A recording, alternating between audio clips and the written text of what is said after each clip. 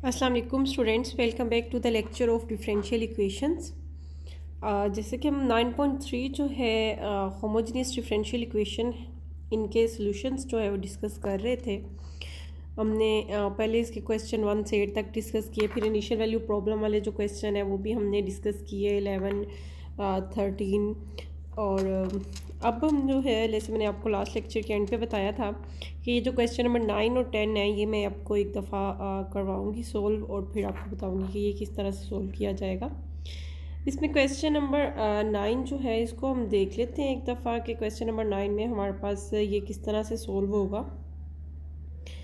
यहाँ पर जो हमें एक्सप्रेशन गिवन है वो कुछ इस तरह का है कि एक्स क्यूब वाई स्केयर और फिर स्केयर रूट में x square plus y square है और फिर डी एक्स। इसी तरह डी वाई के साथ भी हमारे पास स्केयर रूट में x square plus y square है और साथ हमारे पास एक्स वाई का प्रोडक्ट है।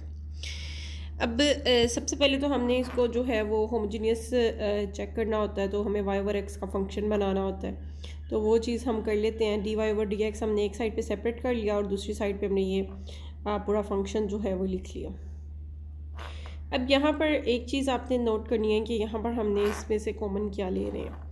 यहाँ से एक्स क्यूब हम कॉमन ले रहे हैं, ठीक है, क्योंकि ये 1 हो जाएगा और ये y square over x square हमारे पास जो है वो आ गया। और नेक्स्ट हम लोग अगर इसको देखें तो ये हमारे पास क्या आ रहे हैं एक्सप्रेशंस, उन सारे एक्सप्रेशंस को जो है वो हम एक दफ़ा नोट डाउन कर लें कि ये हमने इसको सबसे पहले तो होमोजीनियस की फॉर्म में, क्योंकि वाई ओवर एक्स की फॉर्म में हमें इसको कन्वर्ट करना था, तो वो चीज़ हमने करने के लिए जो है ये काम किया कि हमने इसमें से कॉमन ले लिया। हमने कहा कि हम इसको एक्स क्यूब जो है वो हमने क्या ले लिया है, कॉमन ले लिया है। अब एक्स क्यूब अगर कॉमन ले रहे हैं हम यहाँ पे, तो फर्स्ट तो ये एक्स क्यूब ही था हमारे पास, ठीक है, तो इसकी प्लेस में हमारे पास आ गया है 1। अब ये वाई स्केयर था, ठीक है, तो अब यहाँ पर ये स्टेप जो है ये आपने बेसिकली ध्यान से समझा। हमारे पास क्या है, हम एक्स क्यूब को कॉमन ले रहे हैं, ठीक है, और जब स्केयर रूट के अंदर जो है वो हमारे पास जाना है एक्स, तो वो ज़ाहिरी बात है एक्स की पावर में हमारे पास 1/2 भी होना चाहिए, फिर ही वो हमारे पास जो है वो स्केयर रूट के अंदर जो है वो अपीयर होगा। तो इस चीज़ को जो है वो आप लोगों ने देखना है कि ये हमारे पास किस तरह से ये एक्सप्रेशन बनेगा। अब हमने क्या लिखा, हमने लिखा है y square over x square, मतलब एक तो स्केयर यहाँ पर हमारे पास आ रहा है, दूसरा हमने जो है वो स्केयर रूट के अंदर भी एक्स स्केयर लिखा है। स्केयर रूट के अंदर जो हमने एक्स स्केयर लिखा है बेसिकली वो हमारा क्या बनेगा, वो हमारा एक्स ही बनेगा, ठीक है। तो क्योंकि हम एक्स क्यूब जो है वो कॉमन ले रहे हैं, या इन अदर वर्ड्स हम ये कह सकते हैं कि हमने इस एक्सप्रेशन को अगर हम एक्स क्यूब से मल्टीप्लाई भी कर दें और एक्स क्यूब से डिवाइड भी कर दें, तो फिर वो मल्टीप्लाई वाला जो था वो तो हमारा एक्स क्यूब बाहर आ गया, और अब जो डिवाइड वाला है उसको हम देख लेते हैं कि मतलब डिवीजन में हमारे पास एक एक्स क्यूब आ रहा था, उसको हमने सॉर्ट आउट करना था।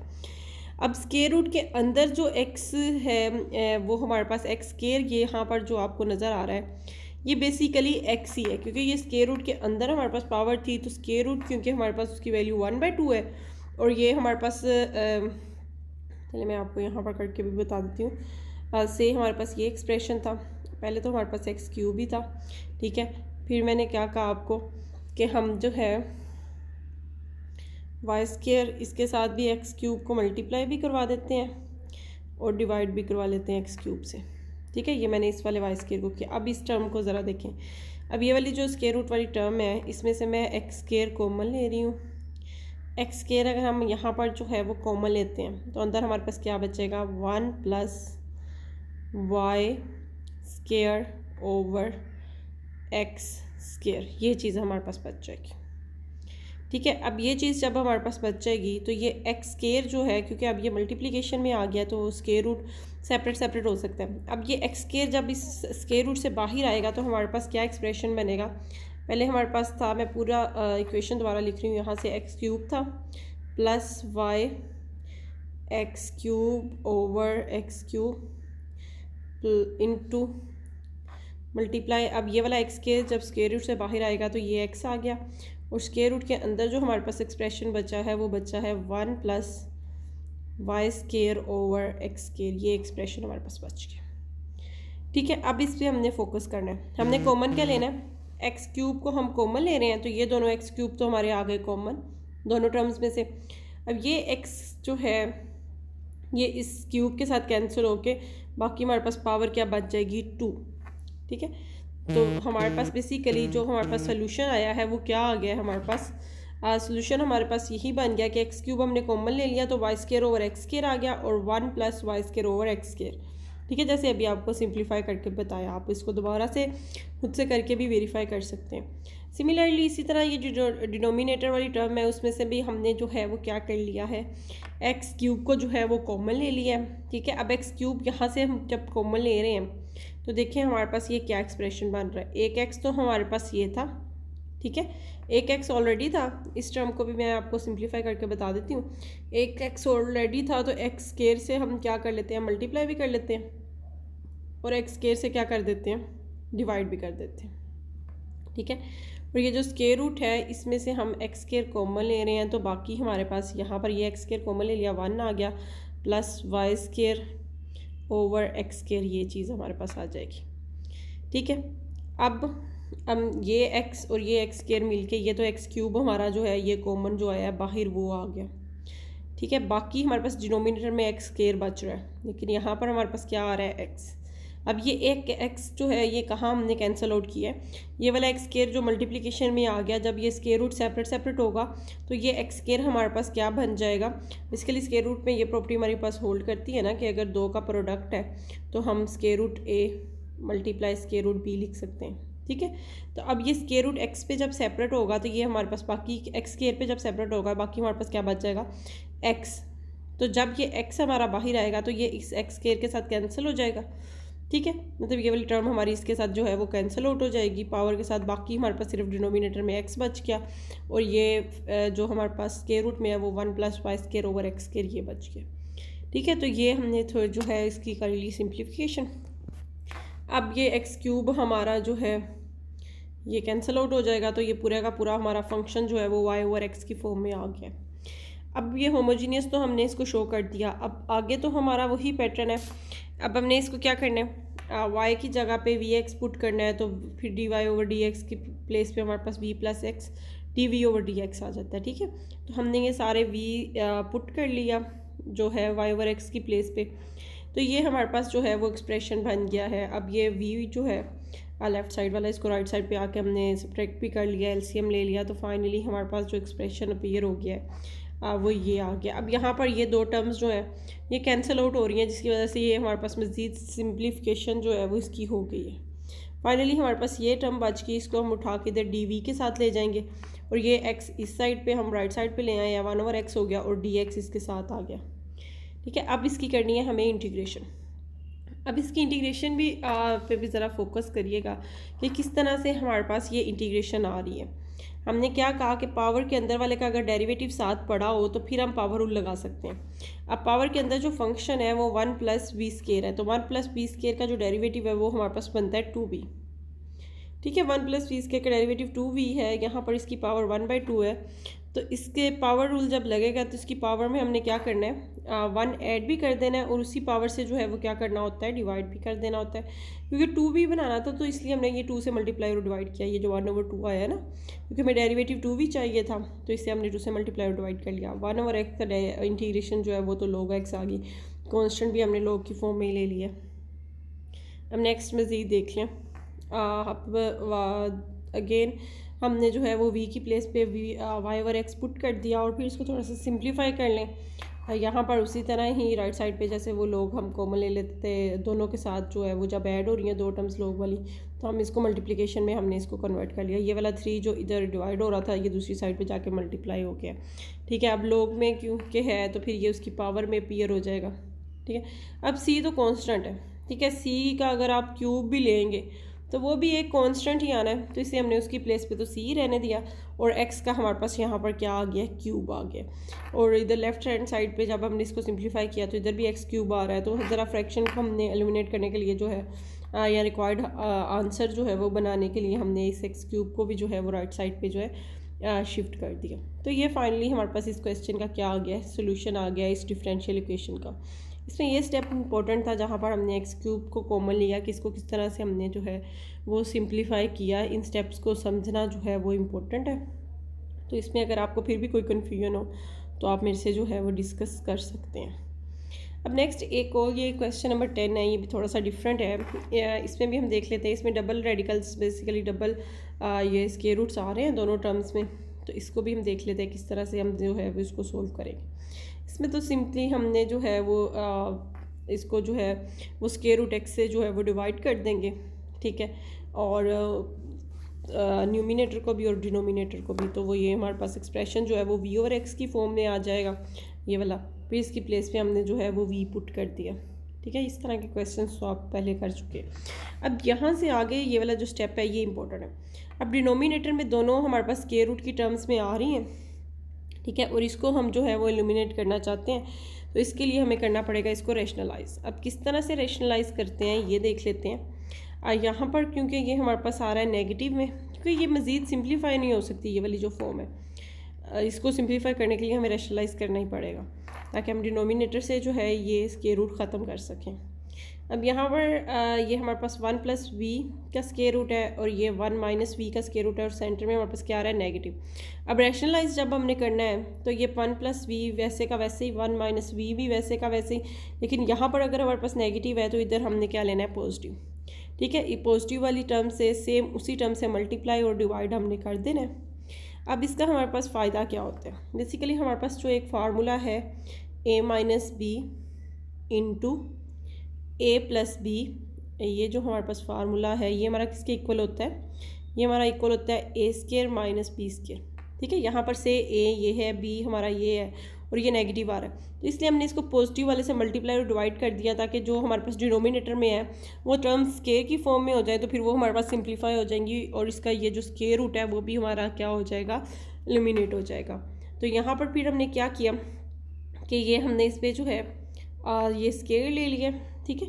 अब ये उसी फॉर्म में आ गई है, ए माइनस बी और ए प्लस बी दोनों मल्टीप्लाई हो रहे हैं, तो ये ए का स्क्वायर बी का स्क्वायर, मतलब इस फर्स्ट टर्म का स्क्वायर और सेकंड टर्म का स्क्वायर हमने ले लिया। अब स्क्वायर तो स्क्वायर रूट के साथ हमारे कैंसिल हो जाएंगे, और जो न्यूमिनेटर में हमारे पास टर्म्स हैं उन पे अगर हम फोकस करें, ये भी 1 प्लस वी है, 1 minus v, 1 plus v, 1 minus v, और दोनों में हमारे पास क्या आ रहा है, सम आ रहा है, ठीक है। तो ये दोनों का जो है वो होल स्क्वायर होएगा। यहाँ पर तो हमारे पास ये फार्मूला बना ना, ये सेपरेट वाले स्क्वायर्स वाला, ए स्क्वायर बी स्क्वायर वाला, तो लेकिन ये ए प्लस बी के होल स्क्वायर वाला फार्मूला यहाँ पर अप्लाई होगा, जो कि हमारा किसके इक्वल होता है, a plus b whole square a square plus b square plus 2ab। यहाँ पर ए हमारा क्या है, 1 प्लस वी का हमने स्क्वायर लिया, 1 प्लस वी आ गया, 1 माइनस वी का लिया, 1 माइनस वी स्क्वायर रूट का, ठीक है, तो 1 माइनस वी आ गया। अब 2 टाइम्स जो है ये दोनों टर्म्स, ये भी मैंने स्टेप डायरेक्ट लिख लिया है, इसको मैं आपको बता देती हूँ।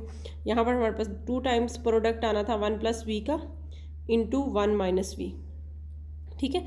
अब ये 1 प्लस वी 1 माइनस वी, तो बेसिकली इसको हम इस तरह भी एक्सप्रेस कर सकते हैं ना, अगर हम इसको होल स्क्वायर रूट जो ले लें दोनों पे, प्रोडक्ट जो है और पावर भी सेम है, तो ये 1 माइनस वी, तो ये अंदर हमारे पास वही ए स्क्वायर माइनस बी स्क्वायर वाला फार्मूला बन जाएगा। 1 का स्क्वायर माइनस क्या आ जाना है हमारे पास वी स्क्वायर, ये हमने ले लिया। अब इनको जो है वो सिंप्लीफाई कर लेते हैं, ये दोनों तो हमारे कैंसिल आउट हो जाएंगे। डिनोमिनेटर में भी हमारे पास स्क्वायर आ गया है, ए स्क्वायर माइनस बी स्क्वायर वाला फार्मूला। अब ये स्क्वायर रूट से कैंसिल, स्क्वायर रूट से कैंसिल, और यहाँ पर ये जो है हमारे पास -1 1 से कैंसिल हो जाएगा। डिनोमिनेटर में हमारे पास 2v आ गया, और यहाँ पर ये हमारे पास आ गया 2, और ये भी इसके साथ भी 2 था, तो 2 हमने बाहर कॉमन ले लिया है, ठीक है। बाकी ये 2 टर्म्स तो कैंसिल हो गई हैं, ये 2 हमने बाहर कॉमन ले लिया, ये हमारा बच गया 1 in plus 1 minus B square, और डिनोमिनेटर में हमारे पास क्या आ रहा है 2v। अब ये हमारे पास एक्सप्रेशन जो है वो आ गया। अब इस एक्सप्रेशन के आने के बाद अगला हमारा क्या काम है, अब हमने ये v जो है ये हमने दूसरी साइड पे शिफ्ट करना है। इस v को दूसरी साइड पे शिफ्ट करने के बाद हमने इसको सिंप्लीफाई उसी तरह से जिस प्रोसेस से हम करते हैं, फिर उसके बाद वही हमारे पास जो है ये वेरिएबल सेपरेबल डिफरेंशियल इक्वेशन बन जाएगी। अब ये वेरिएबल सेपरेबल जब बन गई है, तो अब नेक्स्ट हमने जो है वो इसकी जो है वो इंटीग्रेशन करनी होती है, ठीक है, सोल्यूशन फाइंड करने के लिए। अब राइट साइड का तो सोल्यूशन 1/x का log x आ जाना है, कांस्टेंट भी हमने log की फॉर्म में ले लिया, वो तो ओके है। लेकिन लेफ़्ट साइड पे अभी हमें देखना पड़ेगा कि इसकी हमें इंटीग्रेशन किस तरह से करें। अब जब इस तरह की फॉर्म में हमारे पास फंक्शन आ रहा है, ऊपर हमारे पास ओनली v है, और ये हमारे पास जो है वो 1 माइनस वी स्क्वायर और 1 प्लस 1 माइनस वी स्क्वायर, मतलब ये टर्म सेम है, ठीक है। तो इसमें फिर हमें जो है वो सब्स्टिट्यूशन करनी पड़ेगी। यहाँ पर इस पूरी टर्म को हम इक्वल टू पुट कर लेते हैं u के, और फिर इसको जो है वो ज़रा सिंप्लीफिकेशन करके फिर इसको देखते हैं कि सब्स्टिट्यूट करने के बाद हमारे पास क्या आ रहा है, और फिर इसकी हम इंटीग्रेशन करेंगे। अब जब इस टर्म को हमने इक्वल टू u पुट किया तो du भी हमें चाहिए, पहले तो dv था ना, अब तो u में हम कन्वर्ट कर रहे हैं तो du चाहिए। डिफरेंशियल अप्लाई कर दें, 1 का तो 0 आ जाएगा, और इसका डिफरेंशियल हमारे पास पहले पावर 1/2 और फिर इसकी पावर में से 1 का, तो 1/2 -1 जब करेंगे तो वो हमारा -1/2 आ जाएगा, इसलिए ये डिनोमिनेटर में हमारे पास चला गया। ठीक है। अब ये तो हमने पावर रूल अप्लाई कर दिया। उसके बाद हमें क्या करना होता है कि जो पावर के अंदर वाला फंक्शन होता है उसका डेरिवेटिव से मल्टीप्लाई करना होता है। अब 1 - v स्क्वायर है तो इसका जो डेरिवेटिव है वो -2v आ जाएगा। ठीक है, तो इसके डेरिवेटिव से हमने मल्टीप्लाई कर दिया और ये dv हमारे पास आ गया। अब यहाँ पर ये 2 तो 2 से कैंसिल आउट हो जाएगा हमारे पास, और बाकी जो हमारे पास ये बच गया, ये जो नेगेटिव था इधर -2 हमारे पास आ रहा था ना, ये वाला ये -2, ये वाला माइनस हमने राइट साइड पे शिफ्ट कर दिया, और यहाँ पर हमारे पास v/1 - v dv। ठीक है, ये हमने इसीलिए राइट साइड पे शिफ्ट किया है क्योंकि यहाँ पर जो हमारे पास क्वेश्चन है उसमें v/1 - v स्क्वायर आ रहा है। तो v/1 - v स्क्वायर dv की प्लेस पे हम क्या पुट कर देंगे, -du, और इसकी प्लेस पे हमारा क्या आ जाएगा, ये इसकी प्लेस पे हमने u पुट कर लिया। तो अब हम इजीली जो है वो इंटीग्रेशन कर सकते हैं। ठीक है, ये -du आ गया ओवर u, तो इसके जो है वो इंटीग्रेशन 1/u की क्या आ जाएगी with respect to u, log u आ जाएगी हमारे पास, और ये जो नेगेटिव है ये फिर हमारे पास पावर में चला जाएगा -1। -1 जब हमारे पास पावर में शिफ्ट हो गया, उसके बाद हमने जो क्या किया कि जो हमारे पास ये लेफ़्ट साइड पे चल रहा वो राइट साइड पे चल रहा था log x plus log c, क्योंकि कांस्टेंट भी हमने log की फॉर्म में ले लिया था, ये हमारे पास प्रोडक्ट की फॉर्म में जो हम ऑलरेडी काफ़ी टाइम्स जो है वो यूज़ कर चुके हैं, तो इसको हम यूज़ कर लेंगे। ये हमारा क्या बन जाएगा xc, और फिर हम जो है वो एंटी लॉग दोनों साइड्स पे अप्लाई करेंगे, तो log तो हमारा एलिमिनेट हो गया। बाकी हमारे पास क्या बच गया, u⁻⁻1 = xc। ठीक है, अब यहाँ से हमें u की वैल्यू फाइंड आउट करनी है बेसिकली, क्योंकि हमने u की प्लेस पे जो है वो v वाला वेरिएबल पुट किया था ना, तो यहाँ पर डबल हमने सब्स्टिट्यूशन की है। पहले तो हमने सब्स्टिट्यूशन की थी जो होमोजेनियस वाले मेथड वाली थी कि y = vx पुट किया, उसके बाद हमें इंटीग्रेशन करने के लिए एक और सब्स्टिट्यूशन करनी पड़ी u वाली। तो पहले हम u को v की फॉर्म में कन्वर्ट करेंगे, फिर ओरिजिनल जो वेरिएबल्स x और y है उनकी फॉर्म में हम जाके जो है वो इसको क्या करेंगे, कन्वर्ट करेंगे।